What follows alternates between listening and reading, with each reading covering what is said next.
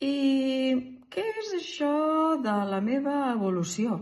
Doncs observa 2, 3 generacions enrere com vivien, sentien, feien els teus ancestres i observa't a tu ara. Hi ha hagut una evolució, un canvi.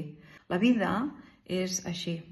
Evolució, creació i regeneració, transformació cap a un propòsit evolutiu de viure i estar en benestar, pau i harmonia. Ara bé, aquesta evolució, si tu n'ets conscient i et converteixes en un sadhaka, que en ioga vol dir un aspirant a evolucionar de forma conscient, aleshores fas equip amb la vida. No està la vida sola manifestant l'evolució en tu, sinó que està la vida amb tu. I els dos feu un encaix. Ens encaixem i llavors l'evolució de cada persona és molt més potent i es compleix la segona part, que és, primera, jo evoluciono, segona, el que jo he après ho ofereixo a la comunitat.